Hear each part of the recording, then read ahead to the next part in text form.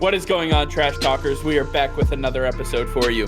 In today's episode, we start off by previewing the main card of UFC 256 and breaking down the major fights slated for the main event. Then we jump over to the NFL, where we debate who is the number one threat to the Kansas City Chiefs in the AFC and whether Cam Newton's time in New England is all but over. Plus, we dive deep into breaking news that Floyd Money Mayweather is coming out of retirement for a fight that he has wanted for, quote, a long time. All that and much more coming your way right now.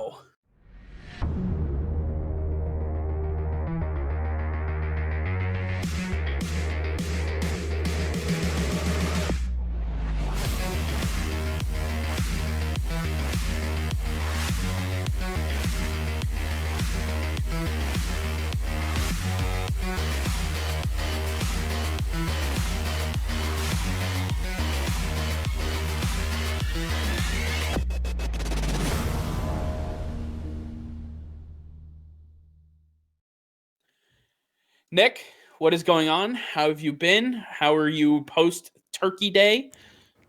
Well, I mean, we're quite past that. I want to go back to that intro. What was that? What was that? What was that stare? What was that about? I'm staring at the non-subs for not subbing. That's what I'm doing. Which we have a lot of. Subscribe to the channel. Subscribe to the damn channel. No, I mean, other than that, I'm actually doing pretty well. It's been a quiet week, to say, like, for the most part. I think I've become so accustomed to just hearing news after news after news after having 3 sports playing at once to now 2 sports, and I mean, it's kind of been quiet. So maybe this is a sign that 2020 is actually winding down and we can start getting back to normal life. That would be nice. You know what else was quiet this week? What's been quiet? Your fantasy football team. All right, we're not going to talk about this. I can't help that. I just for everybody else who had to just face Darren Waller today, I feel your pain.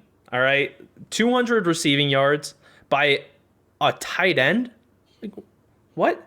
No, that's not supposed to happen. Who else did you face? Maybe the Patriots defense, which no special teams. Yes, maybe.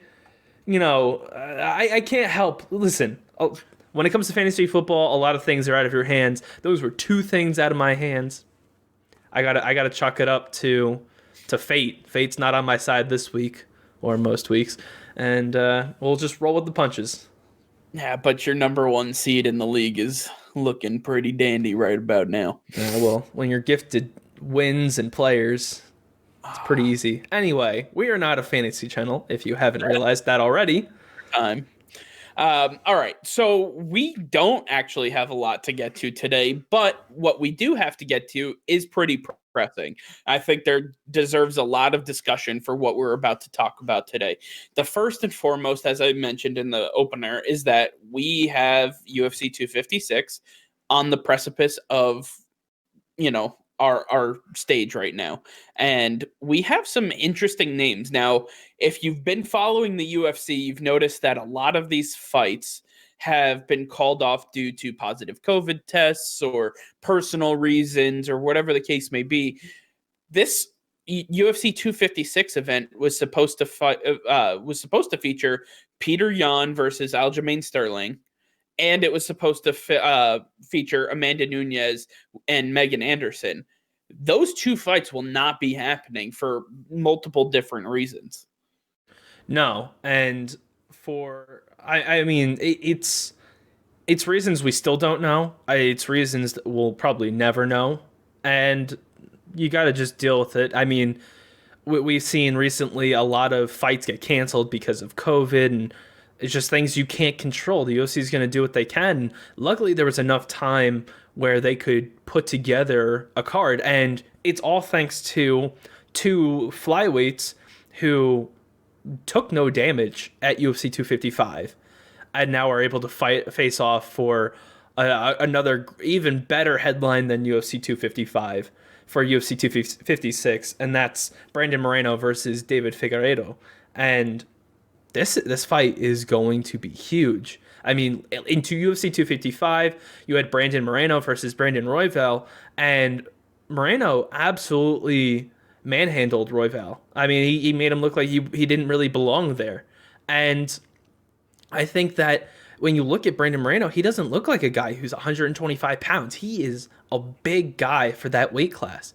And then you look at Davison Figueiredo, he is a big guy for that weight class. And had a first round submission on Alex Perez at UFC 255. He got in, he got out quick. He took no damage and he's ready to go. 21 days later, he has the quickest back-to-back title defense any champion has ever had in the UFC. This is going to be crazy. I mean, this is no Alex Perez. Alex Moreno is going to be, without a doubt, the hardest competition for Figueiredo as the flyweight champ. This is going to be the hardest and most difficult test for him. I think that this is going to truly tell us whether Figueiredo is for real, whether he is one of the best pound-for-pound fighters in the UFC, or whether it's just a lot of hand-me wins by the UFC. Yeah, it'll definitely be interesting. I'm a little, for those of you who are like me and aren't like they're not, you don't dive deep into UFC and you're in it for the big names and the big matchups. The loss of Peter Yan and Aljamain Sterling was huge. The loss of Amanda Nunes was absolutely devastating. But I need to promise you, I promise you, this fight is going to deliver, because just taking a look at this matchup, taking a look at who these guys are, you have Brandon Moreno, who's 5'7", and Davison Figueiredo, who's 5'5", both at 125 pounds. I mean, these guys stand really tall for 125 pounds. Based on the tail of the tape, I mean, these guys are pretty evenly matched. My biggest concern is that Brandon Moreno, his struggles have come, I think, more by decision. So if he lets this go to the decision table, I think he's going to struggle more. Or if he stands up and strikes, that's going to be a big issue for him as well. You clearly haven't watched a Figueiredo fight, because he doesn't let anything get past 3 rounds, let alone a decision. So this fight, I'll guarantee a finish for this fight. Well, and that's the thing. Figueiredo is definitely, he is somebody who, he's got a 47% knockout / TKO finish rate. So I fully expect there to be one person standing and one person not. Whether it's by submission, because Brandon Moreno finishes at 59% by submission, there's a very good chance that somebody is not standing by the end of this fight. Absolutely. And this is a fight that Figueiredo has been wanting for a while. I mean, Moreno's been saying his name for a long time. I mean, it's the clear-cut number 1 contender in Moreno. So this fight, it's perfect. It's great timing, because these guys are coming off of big wins less than a month ago. And all they can do is, they can't stop talking about each other, which is great. It makes for a great fight. It makes for great press. I think this is going to live up to the hype 100%. Yeah, for sure. And, one of these, I've seen Figueiredo fight once, I believe, and I've never seen Brandon Moreno fight. And just watching some of the tape on these guys, talking to you about some of these guys off camera, I'm very interested. I'm super excited about this fight. I definitely want to tune in and watch this one, being the headline. For Dana White to allow this to be the headline, knowing a couple weeks and months in advance that he was not going to have the people that he originally slated on this card, and then to basically just not change it and roll with this, means he believes that these fights are going to live up to the hype as well. Yeah, and I think a big part to this card actually standing up to what it was supposed to be, is the fact that Tony Ferguson and Charles Oliveira are both on this card as well as the co-main event. These are 2 fighters that are absolute beasts, both very seasoned veterans in the UFC. They've been around a very long time, and both top 10 lightweights in the UFC. I mean, these guys are going to give it all. I mean, every time you watch Tony Ferguson, he is a sight to be seen, and he's either going to give it or he's going to take it, and we all know he can take it after watching that Justin Gaethje fight. So no matter what you get from Tony Ferguson, you know it's going to be worth watching. And Charles Oliveira, he's had some up and downs. He's changed weight classes a few different times, but this is a guy who he has a win under his belt from earlier this year. I think that he could be riding a hot hand. Tony Ferguson's looking to make amends for that loss to Justin Gaethje, where he lost his interim title. Where, I mean, how many times were we supposed to see Tony Ferguson versus Khabib Nurmagomedov, and it hasn't happened? If Tony Ferguson can get this win, possibly get another win under his belt, we could be asking for Tony Ferguson, Khabib Nurmagomedov for the 8th time. I mean, it's a little tough for the UFC to take a look at somebody like Khabib, who has never lost, right? And then Ferguson, who is walking into this fight with 5 losses under his belt. So it'll definitely be tough for the UFC to be able to move him. But I love El Kukui, my guy Tony Ferguson. He is something very special to watch, because this man, like, he takes a hit and he kind of just smiles at you. Those are the people that I tell you to be friends with, because if you're not friends with them, they scare the shit out of you. And that's exactly what I expect Tony Ferguson to do here. I think he is going to give Charles Oliveira absolutely everything that he can handle. Oliveira already coming in at about 10 pounds under what Ferguson walks around at. So it's going to be interesting. Oliveira, definitely more on the mat type of person. Definitely somebody who likes to grapple a lot more, where Ferguson is ready to knock your lights out any time of the day. I like this co-main event. I really think that this is going to be one of those situations where you're going to see Tony Ferguson, who's, again, coming off that loss to Gaethje. He's going to come off and absolutely obliterate Charles Oliveira. Not to say Oliveira has no chance, but I think Ferguson has other things in mind as far as not just this fight, but much more after it. Yeah, I mean, Ferguson definitely going to look to keep this fight on the feet. That's where he is more comfortable, but don't get, like... You have to remember, he is one of the best fighters at the lightweight division and in the UFC in general. This guy knows how to fight on the ground. So even if it's taken to the ground, even if that's where Charles is more comfortable, it should be no issue for Tony Ferguson. He's had plenty of time now to get a decent camp in and to really get his grappling game under control. I think that Tony Ferguson should have he's definitely the favorite going to this fight, and I think that it's going to be pretty hard to bet against him in this one.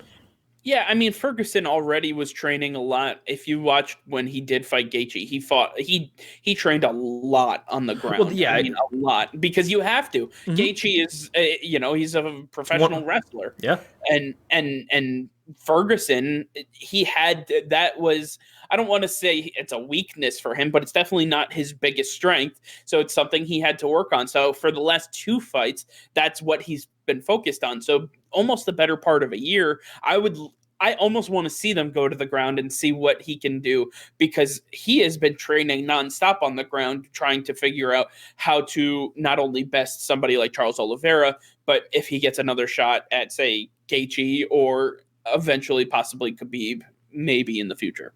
Yeah, and it's more than likely this goes to the ground. They will be at the Apex Center, which is the smaller 25-foot ring, which makes it a lot easier for people to get pinned up against the fence and taken down to the ground. So we're definitely going to get a good feel for how Tony Ferguson is on the ground, and I'd bet on him for sure. Yeah, for sure. There's a lot more to come. This is by far and away, I think, the most interesting weight class in the UFC. Obviously headlined by Khabib, and then with Gaethje and Poirier and McGregor still around, and RDA and Paul Felder. I mean, these guys, these are household names essentially that are 10 deep in one division. I think the UFC needs to milk as much out of this division as humanly possible. I mean, yeah, they're trying their best. I know that. But it's not even, the lightweight division is one of many. I mean, the bantamweights, the featherweights, the middleweights. I mean, every division is becoming more and more dominant. The flyweights, they were nothing. It was all Henry Cejudo for such a long time, and then he vacates the title. In comes Davidson Figueiredo, who's absolutely dominated, and there really is nobody except for Brandon Moreno. Brandon Moreno could really be the lifeline to keep this division alive. If it's not him, there's nobody that can stop Figueiredo, and at that point, the flyweight division is truly suffering. I will say is I know he did just lose to Figueiredo, but Joseph Benavidez is definitely somebody that can rebound and can correct the issues that he had. But the problem is he's already lost twice to Figueiredo. He'll never fight him again. He's an aging flyweight who's more becoming a mentor and a trainer at this point in his career for the division as well. Yeah, I mean, and that's not really what Benavidez is about. He's not the gatekeeper. He's too good for that. There really aren't any gatekeepers. I mean, Alex Perez, he was a Dana White Contender Series winner who was the first fighter to ever have a title shot, and he got smoked. I mean, this is a guy who only had a few fights in the UFC before he was given a title chance at the title, and that's because this division is so weak. This is the division where it could start to be built up through Brandon Moreno. I think that there are some guys now that we can start to rely upon for some good fights coming out of this weight class. So you've got your stalwarts from 135 to 155, and then above the 125s. This is going to be the one to watch out for to see how it progresses and to see if it can really stand up to what the rest of the UFC is doing, because if it can't stand up to what every other division is putting on, then I'm going to make the case that the flyweight division isn't necessary, and they should look at getting rid of it altogether, as they tried to do when TJ Dillashaw fought Henry Cejudo. So we're kind of right back in that conversation, but this main event at UFC 256 is going to be the tell sign to how this division should be handled moving forward. For sure. Like I said, I'm really excited. Just to reiterate, we lost the Peter Yan fight. We lost the Amanda Nunes fight.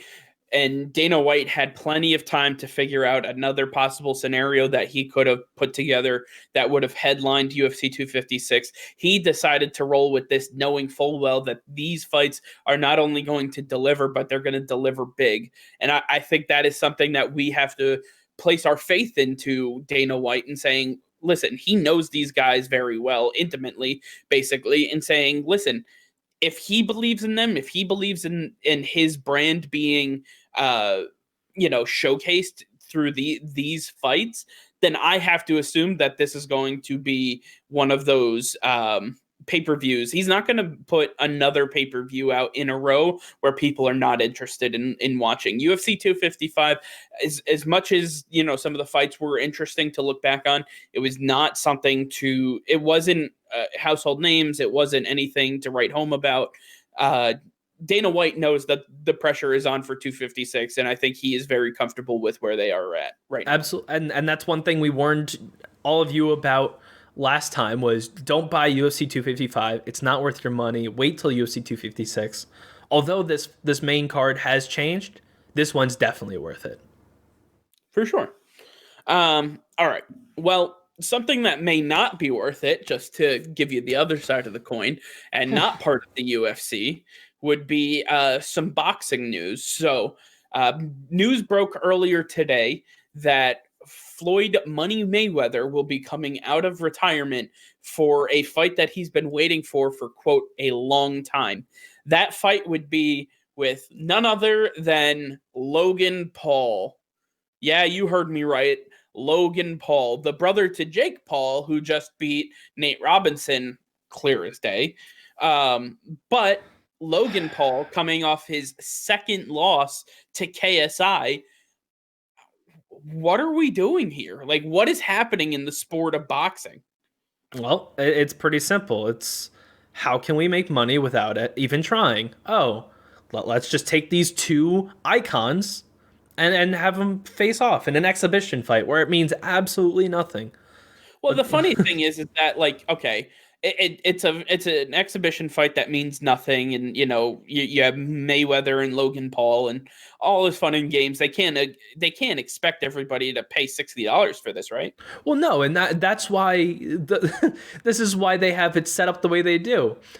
For the first million people that buy this pay-per-view, it will only cost you $24.99. But if you are not one of the first million people, if you are 1,000,001, you will now pay $69.99 to watch this fight.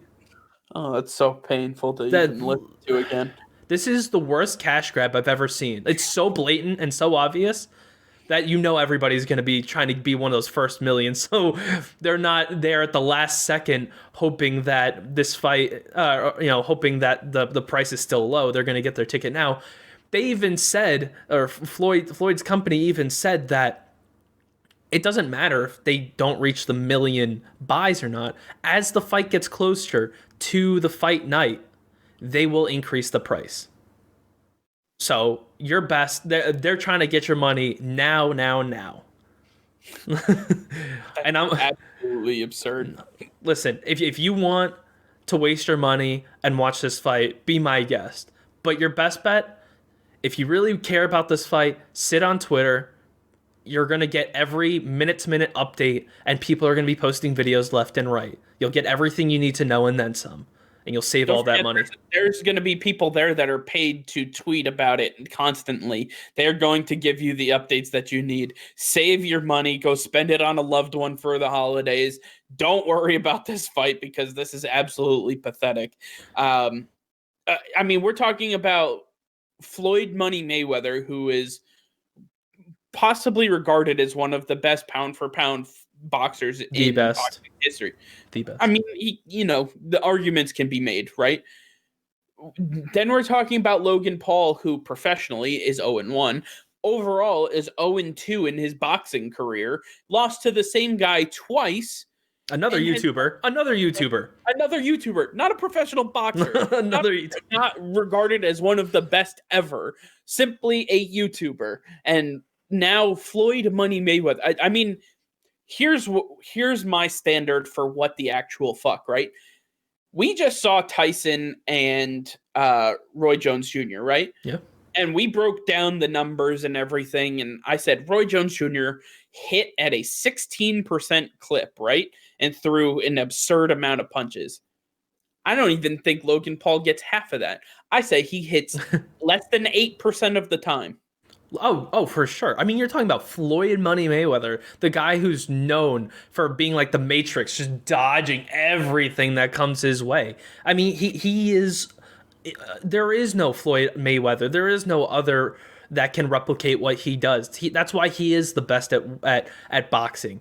He does something that no one else can do, and they're mad about it. I mean, I'll be surprised. I wouldn't look silly, and now we got Logan Paul. I wouldn't be surprised if Floyd gets punched. I wouldn't be surprised if Floyd didn't get punched at all. I bet he could see every a 0%. I would say 0. He hits 0 of, I don't even know, 40 attempts. 40. He's gonna. I mean, if I know Logan Paul, he's gonna come out swinging. I'm gonna say 150. I mean, you're just gonna 0. I think it's gonna be about 5%. All I want to see is Floyd. They're just gonna be jabs. They're not gonna be any. Power. All I want to see is Floyd in the corner, up against the ropes, and I just want to see the Muhammad Ali rope-a-dope. Just bobbing and weaving around everything. I just want to see that the entire time. That's the only way I would pay money, is if there's some type of handicap for Floyd Mayweather. Yeah, it's really, really, really tough to stomach the fact that they're trying to sell us this fight. And, I look at I'm just looking at his picture makes me already cringe, but it's the fact remains that Floyd Mayweather is looking to make as much money as possible without having to do any type of work whatsoever. And he was like, he literally has to do no training for this fight. He has to show up on fight night and be like, when are we starting? Yeah. Yeah. And it's an exhibition too. He could be drunk. He could be high. He could be anything. He could be, right. There's no Nevada State Athletic Commission. There's no commission there. It's not sanctioned. I mean, Nope. they could be doing this in their backyard or Floyd's, living room, one of 18 living rooms he has. Um, yeah, It's the worst. It's the worst cash grab I've ever seen in sports. I don't disagree with you. I almost want to see what was the big fight that we watched twice now. Which one are you talking about? with the crown and the cape. I can't think of his name. Deontay Wilder, Wilder and Fury, Tyson Fury. Fury. Yeah. So I want to see, how Tyson Fury does the hands behind the back, thing. That's what I want to see Mayweather do against. So Mayweather has to be wearing a 100-pound vest walking out to the ring. Logan Paul needs to take out. Logan Paul needs to take out padding from his gloves, put on some brass knuckles underneath. I mean, we got to do something to make this competitive. Something. It's got to make it interesting. Absurd. I mean, like, what are we doing for the co-main event, right? If this is the main event, no. This pay-per-view is just the two of them, right? Why? Who? It's Floyd Mayweather. Why pay more? Why pay for anybody else? Evan Turner wanted wanted Jake Paul. Have both Paul brothers get the on, Paul on brother. The card. I mean, he worked really hard in that 2 rounds he fought against Nate Robinson. It wasn't even 2 rounds. It was a round and a couple seconds. I mean, the whole thing is just an absolutely absurdity. It's a joke. It's an absolute joke. So if you're looking to, if you have FU money and you're deciding that, hey, I have nothing better to do on this Saturday night, feel free to buy the boxing match. Let us know how it is, and maybe we'll talk about it again. Outside of that, Floyd Money Mayweather, congratulations. You have just won another boxing match without having to do any sort of work whatsoever. And made a ton of money. God damn it. All right. With that being said, I think boxing and fighting are done for us this week. I think after spewing the Paul name so much, I just need a break. So let's move over to the NFL. I feel like a 15-year-old teenage girl. Yeah. Okay. All right. So this was a weird week for football, right? Like, I'm not crazy. Am I the only one who thinks that? No, this besides fantasy, I'm not even talking about fantasy, where it was the weirdest week possible. Right. Just in general, these games. I mean, let's go through it. The Jets almost won where they should have. I mean, Greg Williams clearly threw that game. There's no question about it. Greg Williams threw that game. The Lions beat the Bears in a comeback win. The Jags almost beat the Minnesota Vikings. The Patriots won 45-0, 48-0. A lot to nothing is all you need to know. I mean, worst loss in Porter's history. And worst of all, in my opinion, the Giants beat the Seattle Seahawks. That's right, they did. I mean, what is this week? I mean, there were some that made a little sense, like the Rams beating the Cardinals. That was a good divisional matchup. Yeah. There's definitely some others that took place. But, I mean, this was just a very weird week for football. But there was one specific game I want to get to, one that kind of opened my eyes and said, okay, I think we need to talk about this, not just you and I, but our viewers, our listeners need to think about this, talk about it with us. And I want to hear from you guys. So make sure to jump in the comments. Let us know what you think about this. But the Cleveland Browns, man, I don't know if I'm falling into that Cleveland Browns trap like I normally do. But the fact remains that this Browns team looks like a serious contender without OBJ. I think they are a better team. And I said this while he was still playing. I think they are a better team without him. I believe that he adds a certain pressure to Baker Mayfield to not only perform at a certain standard, but to deliver the ball to Odell Beckham at a certain clip. And he needs to basically force feed him the ball. And I'm not saying that Odell necessarily asks for that or demands it. I'm just saying his presence demands that. And I think that's something that has stymied the Cleveland Browns offense. And then now that he is gone, unfortunately hurt for the entire year, this Browns offense looks to be thriving and humming on all cylinders. Am I wrong? Am I crazy?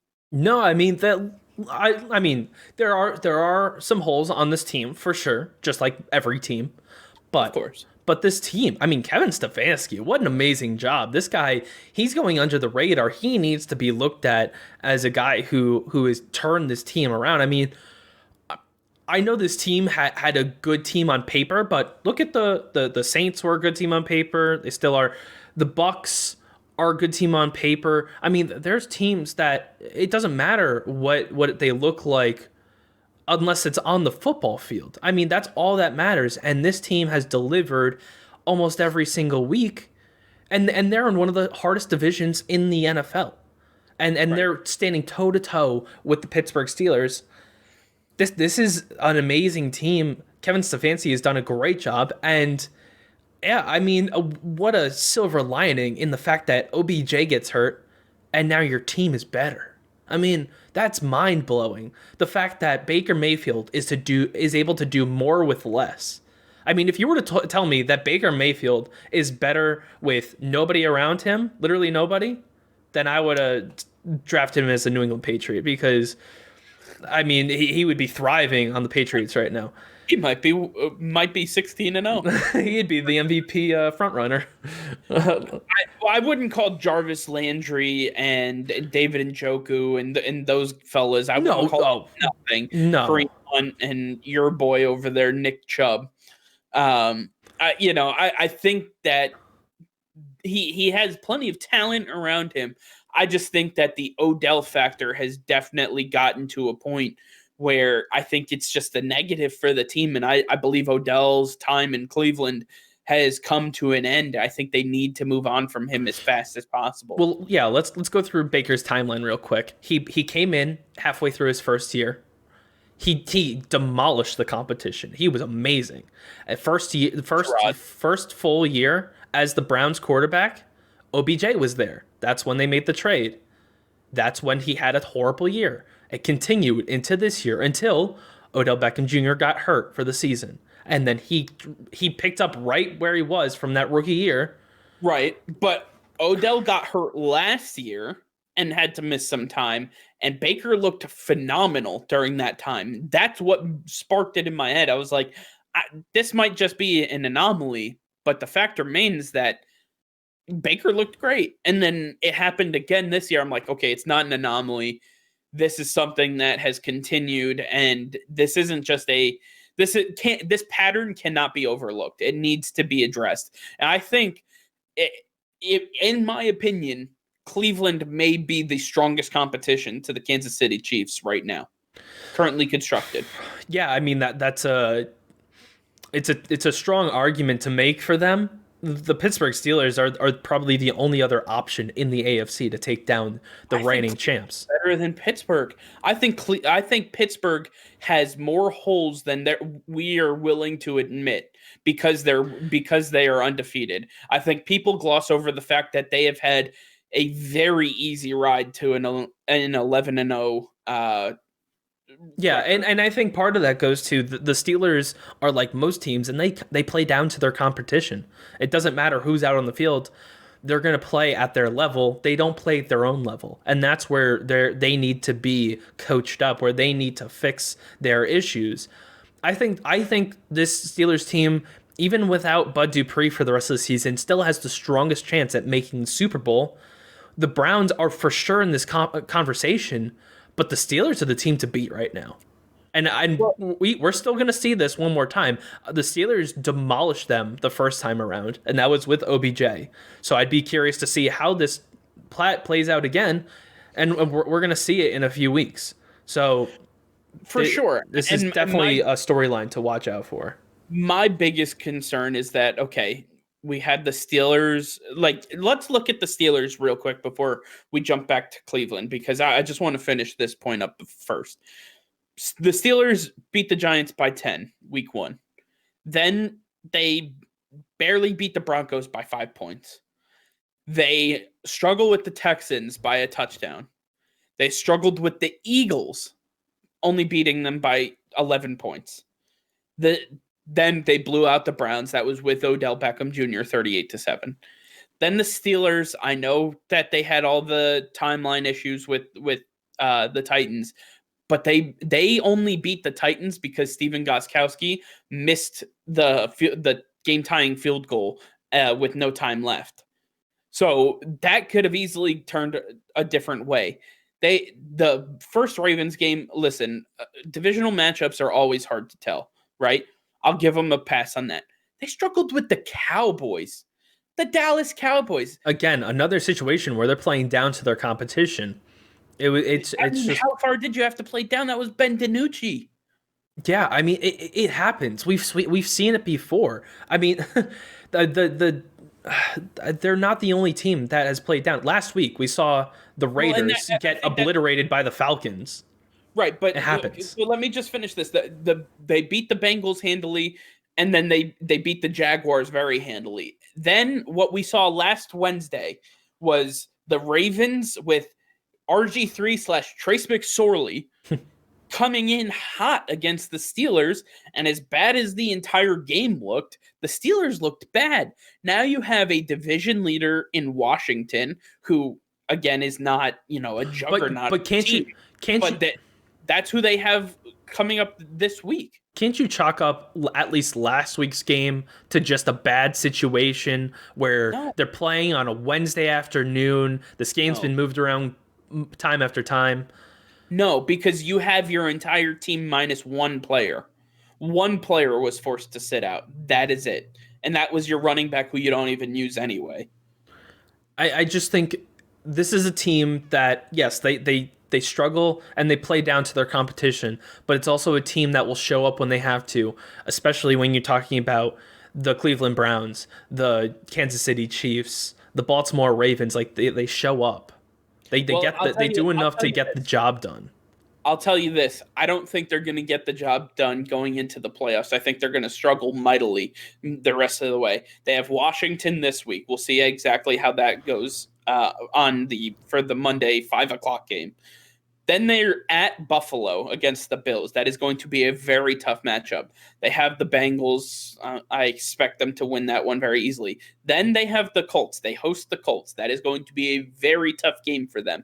And then they go to Cleveland to finish out the season. I think this is going to be a very tough end of the season for them. Watch for the Steelers to lose a couple of these games moving forward. I do not expect them to be the team that everybody glorifies them to be right about now. I don't see anybody getting in the way of the Pittsburgh Steelers right now because they have one goal in mind, and that's to win out. Because if they don't, they're playing every single week of the playoffs. They have the number one bye, or the bye secured in the first round of the playoffs. And if they lose even one game, the Kansas City Chiefs move into that first place spot. Right. They cannot lose a single game. The Kansas City Chiefs are most likely not going to lose another game.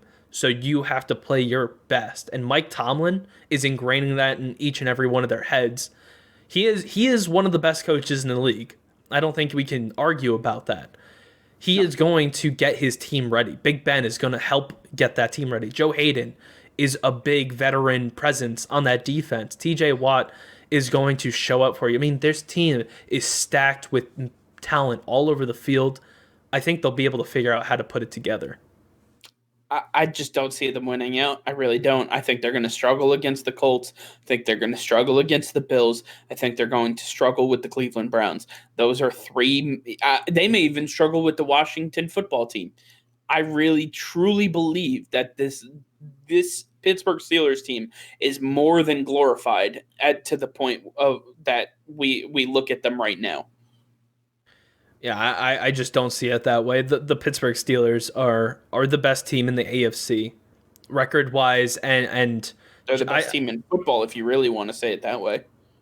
I just think that there is nobody that can compete with them. The Kansas City Chiefs would not have a good game against them.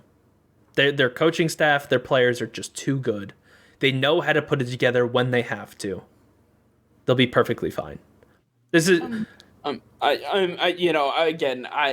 it's we will see in the next coming weeks to see if that comes to fruition.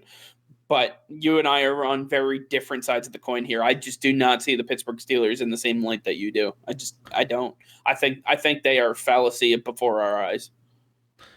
Yeah, I think one of the things we're gonna have to keep watching out for is this Ben Roethlisberger injury. I mean, he looks like he would be playing Monday night. He's been struggling with it the last few weeks. Yeah, I mean, if this gets any worse, they could be in some trouble if they have to bring in Mason Rudolph or Duck Hodges. Their Super Bowl hopes, even their chances to win a playoff game, take a significant dive. And I mean, they're not the only team with some quarterback issues as well, right? No, for sure. But I think before we get to, I know where you're heading with that, but I want to get back to Cleveland because we never finished that topic. I just looking at what Cleveland was able to do to the Tennessee Titans shows me a whole hell of a lot as far as what we can expect from this team. And again, maybe I'm a little pie in the sky based off of what they were able to do, but I hold the Tennessee Titans in a pretty high regard, especially offensively, right? On the defensive side, there's a little more to be questioned, especially with the loss of Jadeveon Clowney now out for the season after having knee surgery. The Titans, name value wise, he is somebody you have to account for on an offensive line, and for he can disrupt your offense in a lot of different ways. Production wise, I don't think they're going to miss too much, but without him this week, the Cleveland Browns put up 41 points, and Baker Mayfield threw for 334 yards and 4 touchdowns.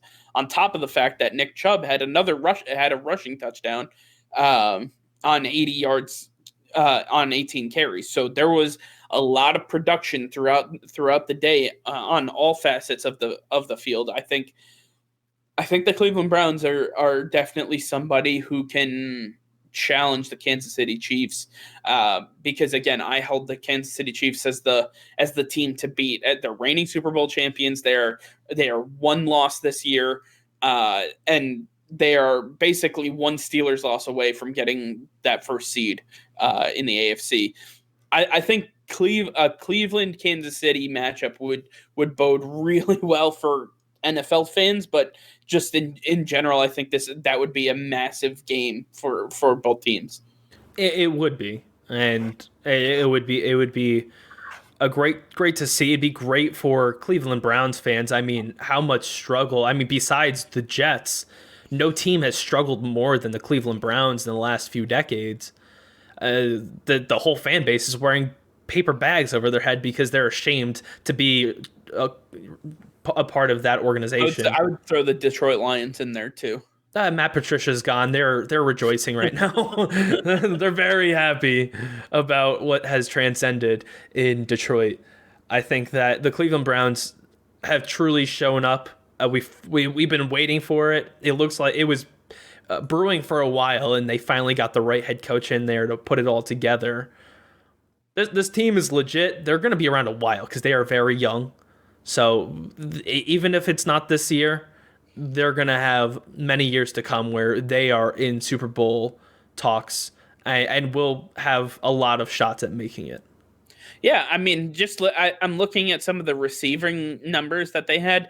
Jarvis Landry was number 3 on the receiving list for this game. So that shows you that the ball was able to find multiple people. They were able to get multiple people open. The schemes that Kevin Stefanski is running are definitely working. It almost showed me a little shades of what we saw in Minnesota the last few years with Thielen and Diggs when Stefanski was running that offense, and with Kirk Cousins, you had Rashard Higgins, who had 6 catches and 95 yards, Donovan Peoples-Jones, who had 2 catches, 92 yards, Jarvis Landry, 8 catches, 62 yards.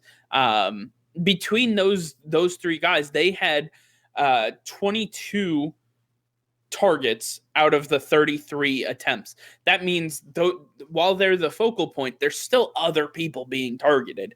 I think that goes a long way to show that this offense has progressed way past the OBJ, hit me because I'm going to be open type of mentality. I think that this team has really found their niche, and they're in the sense that they can thrive without having a star player absolutely go off for them. Yeah, it's a similar situation to what Minnesota went through last season with Stephon Diggs. They don't want the guy on the team that's always asking for the ball every single play. They want to be able to get you the ball when they are ready for you to have the ball, when you're open, and when they're passing. This is clearly a run first team, and then the pass comes second.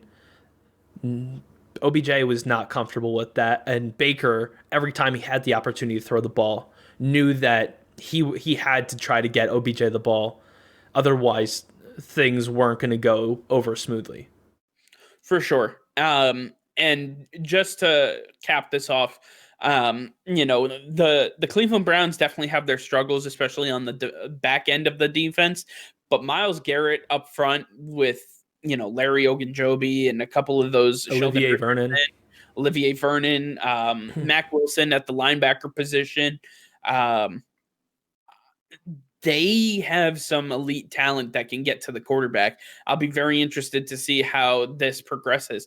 And before we cap this off, I want to just take a look at their remaining schedule with only 4 weeks left, especially after week 13 has finished against the Titans. This is what the Browns have left for their schedule. Currently sitting at 9-3. Let's just preview what they have moving forward, okay? Week 14, they host the Baltimore Ravens on Monday Night Football. One of the best matchups in week 14 has to offer. I think that's a very winnable game for them. Even with Lamar Jackson back, I think that's a very winnable game. Do you agree? Yeah, it should be an easy game. The Dallas Cowboys are just not a good team. So I think that Baltimore, Lamar Jackson should have an easy dub in this one. The Browns then go visit the New York Giants, which will be a tough matchup because the Giants' defense is absolutely outstanding, holding Russell Wilson to very mediocre numbers this week. But I think that's a winnable game for them as well. Sure. I think that's absolutely winnable. Yep. Then the Browns face the Jets. Do I have to say more? And then the Steelers then host the Browns then host the Steelers to finish out week 17. That's by far and away the best week 17 matchup to watch, especially with what might be on the line. Especially Pittsburgh again could be coming off a couple of losses in the next few weeks. Look for the Browns to be in position to maybe take the division away from them. It'll definitely be one to watch out for sure. All right. Well, you kind of alluded to it earlier, but we thought that in Cleveland there was going to be some sort of QB controversy, right? People had written off Baker Mayfield. They thought that he was no good and that the Cleveland Browns needed to go into a different direction. Well, that he proved them wrong. But I believe that there is a bigger QB controversy that nobody's talking about, and that would be with our New England Patriots. The New England Patriots already have Cam Newton as their starting quarterback, right?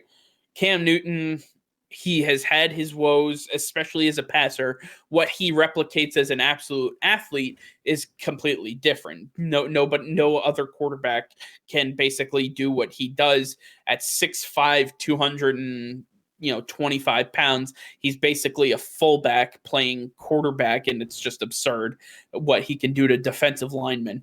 That being said, the Patriots were up so much in this game against the Chargers that they were able to throw Jarrett Stidham in. Cam Newton played all 3 quarters and then most of the fourth quarter, right? Yeah. Cam Newton, this was his stat line. He was 12 of 19 for 69 yards. Nice. And a touchdown, right? So, pretty mediocre. Jarrett Stidham, 2 of 3, 61 yards, and a touchdown. 2 of 3. Does New England have a QB controversy on its hands? I mean, no, not yet. I think we're a little premature on this, and we have to wait till the offseason. There's absolutely no way Bill Belichick is benching Cam Newton because the team is still winning. You're not going to mess with the winning formula. Jarrett Stidham looks good. He definitely looks good. He looks a lot more comfortable in this offense. Cam has not lost the faith of this team. The team loves him. He loves the team. It's working out behind the scenes. It may not look pretty on game day, but it's working, and they're not going to mess with it. So there's no controversy just yet. It's going to come in the offseason when Cam's a free agent, and teams are looking at signing Cam. Do the Patriots try to sign him to a long-term deal, or is Jarrett Stidham their future? That's when we're going to really be discussing this. Right now, Cam Newton will remain the starter for the New England Patriots, and they're going to see how far he can take them. I mean, they would have to win the rest of their games. They have the Rams next week, and then they face the entire AFC East for the remaining 3 games. They would need to win out to even have a chance at making the playoffs. So this season is really just going to show us how much Cam can handle, how much he can do. He looks bad. Let's just put it out there. Cam Newton does not look good. He doesn't look good as a runner. He doesn't look good as a passer. He's clearly struggling to pick up this offense, and that's a huge part. That's a very intricate offense that takes years for people to pick up. That's why you never see rookie quarterbacks playing for the New England Patriots. Just it's too complicated. Outside of the fact that Tom Brady was the quarterback for the last 20 years. Yeah, that plays a big part. But I think that the Patriots play such a certain style that's been so hard for people to play against, for teams to play against, that it's hard. It takes a while to learn. And so I think that Stidham needed this extra year. He needed the time. They brought in Cam, a guy who's been in a winning culture before, a guy who's won, who's been to the big game, that knows what he's doing to really take control of this team while you're still prepping your future starter. And so there really shouldn't be any controversy. Cam is here for this year. And then Jarrett Stidham should be taking over next year. But let's see what Cam can do the rest of the year. Can he put it together? Can he start getting things together? Because that's when things get interesting. Well, my question to you is then, if the Patriots lose, say, to Buffalo or the Rams, right, which we fully expect them to lose one of those games, why not start Stidham? See what you got, right? Like, what? Because you know what you have with Cam. That's not the question anymore. You kind of know what you have in Stidham. What do you have in Cam? Do you? Yeah. I think we know what we have in Cam. A guy who can run the ball but can't pass the ball. He is a running back playing quarterback right now. That's exactly what he is. We have had. Is he Kendrell Hinton? Are you trying to say he is? You're trying to say Cam Newton is Kendrell Hinton? I don't think so. No. Kendrell Hinton was a wide receiver. It's different. Oh, okay. Oh, so you're calling Cam Newton Taysom Hill? Oh, I see how it is. Okay. No, Taysom Hill's better. Oh, whoa. Maybe. No. Maybe. I'm not wrong here. I'm not crazy. I think the Cam Newton experiment has expired. I think it is over. If they win, right? If they continue to win against the Rams and the Bills, okay, then you have to stick with Cam. But if you have no shot at making the playoffs, because again, they have to win out, right? If they have no shot at making the playoffs, what's the harm? You know what you have in Cam. You saw it for an entire season. You're going to continue to see it in practice. And if you really want him, bring him back for another year next year. But I guarantee you that if you could watch Jarrett Stidham go against the Miami Dolphins, the Buffalo Bills, the New York Jets, I think that would be a very telltale sign of what you have moving forward, because I think they have to do some sort of evaluation. I think Bill Belichick, as much as he sees Stidham in practice, he needs to see him in live game reps, making good decisions, not blowing the whistle when he had the opportunity. He had the opportunity against Kansas City, and he blew it. He blew it. Yeah, and then he had the opportunity against the Chargers and balled out. Okay. You're going against a deflated defense who's already down 35 points, who doesn't want to be there anymore. Right, but then you have he's a backup quarterback. Now they're playing pride. You're now it's a little different. No. Now you have a backup quarterback who's motivated to prove himself alongside a second-year wide receiver who has been balling out as a return specialist, who is also trying to prove himself as a wide receiver. Not the second-year receiver that I thought you were going with. I was about to question you. Anyway. Yeah, N'Keal Harry's trash. But besides that point, I do believe that they have to take a hard look at Jarrett Stidham. I really for the future, but not for this year. But they have to look at him this year. The future. No. The Patriots know what they have in Jarrett Stidham. They don't know what they have in Cam Newton. This is how they're assessing him. How do they not know what they have in Cam Newton? How blind? Because he has not had any time. He got here 3 weeks before the season started. He had no time to get acclimated with this offense. So he's been here for 16 weeks, and you don't know what you have with him? Oh, Jarrett Stidham's been here for 2 years. You don't know what you have with him? No, because he had Tom Brady last year. It's different. Yeah. Oh, so you get taught by 2 MVP quarterbacks, and you're not ready to go. I mean, you know that Jarrett Stidham could be ready to go if he needs to be called upon. You know that. But is Cam better? And we don't know that yet. Cam has not been given a fair shake. He doesn't have any weapons around him to throw to. He doesn't have a good idea of how to run this offense because him and Josh McDaniels have not had a lot of time to really communicate about it. And Josh McDaniels has not given him an offense to work with. He has given him the Tom Brady offense and said, you can be Tom Brady now. And that's they don't because they don't have an offseason to work on it. But if they're looking for certain signs in Cam Newton's game that says he is a long-term quarterback for our franchise and we could make that investment. I've seen enough. I have seen enough of the Cam Newton experiment. If they continue to win, I've seen enough. I've seen enough in Jarrett Stidham to know if all else fails, we still have him. I want to give Cam the next 4 weeks to really prove himself why he should be the starter moving forward and not Stidham. He's had 13 weeks or 12 weeks to really prove that, and he hasn't done anything to show me that. If he had, he would have progressed every single week, and I don't think he's progressed every single week. I think he's regressed along the way. No, look at the game script that's been handed to him. He's up by a lot to start. It's Josh McDaniels' fault. It's Bill Belichick's fault for bringing him in 3 weeks into the game. I mean, he's not throwing for a lot, but he's still getting touchdowns. We're still winning football games. I don't know. We're 6-6. 6-6. You're not winning football games. You're losing. Yeah, the Patriots, who have the hardest schedule this season, who have half a team they're playing with from last season. No excuses. No offseason. I mean, no excuses. There's plenty of excuses. Every team had no offseason. Every team. Yeah, and look at an 11-0 Pittsburgh Steelers. How many quarterbacks have changed teams from last season to this season? The Bears, the Bucks, the Patriots. How are they doing? Not that great. The Bears are pretty terrible. Nick Foles had no time to get acclimated with that offense. No, they're just terrible in general. Tom Brady had no time to get acclimated with that offense. They're 7-5. They won more in the early part of the season than they have in the latter part of the season. Your argument is not making sense. We have seen what Cam Newton can do. It's not a whole hell of a lot. Throw him at fullback and then I'll be interested to see what he can do. I'm gonna keep it how I have. We know what we have in Stidham. No, we don't. Patriots don't know what they have in Cam Newton.